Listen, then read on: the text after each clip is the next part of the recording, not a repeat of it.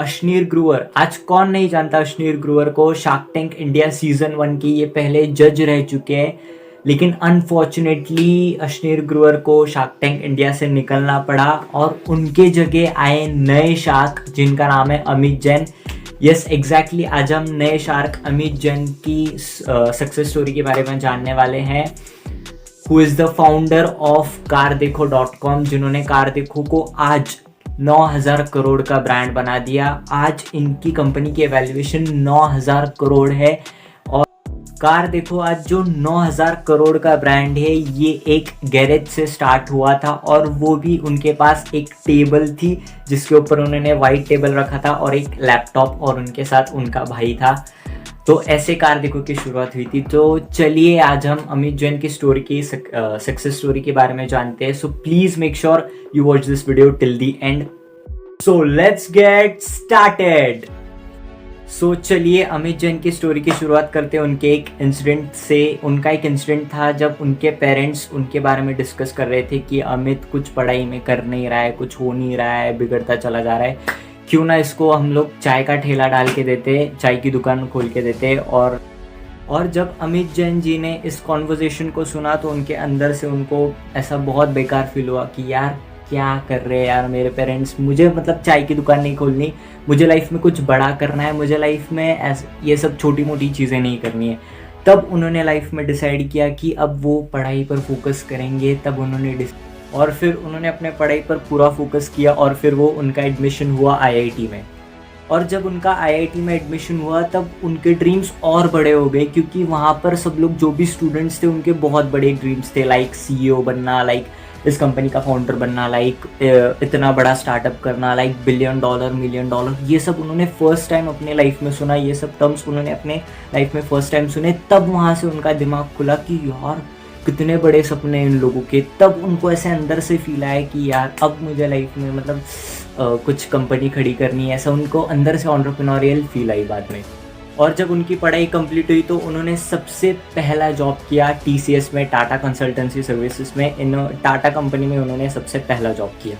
TCS में काम करते समय वो जावा सीख रहे थे। जावा जो लैंग्वेज है, कंप्यूटर लैंग्वेज है, वो सीख रहे थे। वो साइड बाय साइड उस पर ज़्यादा फोकस दे रहे थे क्योंकि उनका कोडिंग में इंटरेस्ट सबसे ज़्यादा आने लगा। धीरे धीरे उनका कोडिंग में इंटरेस्ट बढ़ने लगा। वो जावा फिर उसके बाद उन्होंने ट्रिलिजी जो यूएस बेस्ड कंपनी है उसमें उन्होंने इंटरव्यू दिया और फिर वो बाद में यूएस चले गए। बाद में वो यूएस में जॉब करने लगे।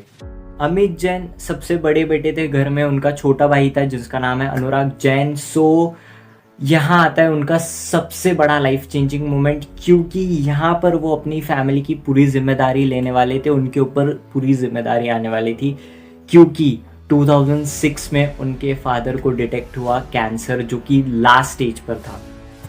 जब ये पता चला कि उनके फादर को कैंसर है तो उनको यूएस की जॉब छोड़ के उन दोनों को रिटर्न आना पड़ा इंडिया, क्योंकि ऑब्वियसली कैंसर है तो, और वो भी लास्ट स्टेज पे, तो कोई कह नहीं सकते कि कितना टाइम जिंदा रह सकते। तो फिर 6-7 महीने बाद कुछ उनके फादर की डेथ हो गई 2006 में ही। और फिर उनके जो फादर का जो जेम स्टोन्स का बिजनेस था, जो सेमी प्रीशियस जेम स्टोन्स होते हैं, लाइक जो एस्ट्रोलॉजर हमें पहनने को कहते हैं, जो रिंग में वगैरह होते हैं, वो जो स्टोन्स होते हैं, उनके फादर का वो बिजनेस था। तो फिर अनुराग ने और अमित ने दोनों ने मिलकर उन्होंने उस बिज़नेस को टेक ओवर किया। उस बिज़नेस को आगे बढ़ाने की उस बिज़नेस को अभी फैमिली में तो कुछ मतलब खर्चे चलाने थे, क्योंकि जब वो यूएस में जॉब करते थे तब उन्होंने घर लिया था, तब उन्होंने गाड़ी ली थी। तो ये जो ईएमआईज थे, जो लोन्स थे, वो चुकाने के लिए और घर खर्च करने के लिए उन्होंने फिर वो बिज़नेस को कंटिन्यू करने का डिसाइड किया। फिर कुछ 7-8 महीने उन्होंने बहुत ज़्यादा वर्क हार्ड किया। उनको लाइफ में समझ आया कि जो खुद का बिज़नेस होता है, जब वो उन्होंने बिज़नेस किया खुद, तब पता चला उनको एक रुपए की वैल्यू पता चली कि कैसे बचाया जाता है, कैसे खर्चे कम करने बिज़नेस बढ़ाने के लिए। और फिर तब उनको लाइफ में रियल हार्डवर्क समझ आया।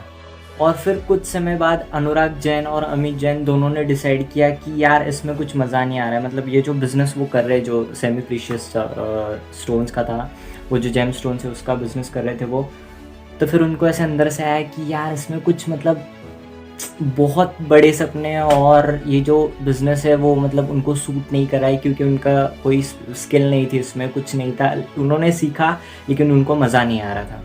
फिर तब उन दोनों ने मिलकर डिसाइड किया कि अब जो भी हमारी स्किल है, लाइक कंप्यूटर में जो भी उनको जावा लैंग्वेज आती है, और उनको एसईओ भी, अमित जैन को एसईओ सबसे अच्छा करना आता था, मतलब अपनी साइट पे ट्रैफिक ले आना आता था। तो फिर ये जो दो स्किल्स थी उनका, ये जो कोडिंग थी और एसईओ थी, फिर उसके ऊपर बेस्ड उन्होंने फिर सोचा कि अब इस मतलब ये स्किल्स है, इसके अराउंड कुछ बिजनेस करते हैं, इसके अराउंड कुछ लाइफ में करते हैं। फिर तब उन्होंने एक गैरेज से स्टार्ट किया, एक टेबल ली, उस पे ऊपर वाइट ये किया, कपड़ा डाला, लैपटॉप लिया, और फिर तब उन्होंने ऐसे सबसे पहला बिजनेस किया अपना आउटसोर्सिंग का, जो कि दूसरों के लिए सॉफ्टवेयर बिल्ड करती थी, दूसरों के लिए सॉफ्टवेयर बनाती थी। ऐसे उन्होंने अपना पहला बिजनेस स्टार्ट किया और उनको सबसे पहला क्लाइंट मिला, क्योंकि उनके नेटवर्क्स थे यूएस में ये उनके, तो उनको सबसे पहला क्लाइंट मिला 50,000 का। ये जो आउटसोर्सिंग का बिज़नेस था, जो कि सॉरी मैं आपको नाम बताना भूल गया उस आउटसोर्सिंग कंपनी की, उसका नाम था गिरनार सॉफ्ट। पहला बिजनेस था जिस कंपनी का नाम था गिरनार सॉफ्ट। ये जो कंपनी थी जिसका नाम था गिरनार सॉफ्ट, वहाँ से बहुत प्रॉफिट आ रहा था, लेकिन इस बिज़नेस को स्केल नहीं किया जा सकता था। और उनका जो विजन था वो था कि $1 बिलियन कंपनी बिल्ड करना, जो कि इसमें पॉसिबल नहीं था उनके लिए। तो फिर एक ऐसा इंसिडेंट होता है जिसकी वजह से कार्तिकों की शुरुआत होने वाली थी। सो चलिए इंसिडेंट के बारे में। तो वो इंसिडेंट है, एक कार का एग्जीबिशन चल रहा था, ऑटो एक्सपो, जो भी ये होता है ना, जो भी ये न्यू कार लॉन्चेस होती है उसका एग्जीबिशन चल रहा था।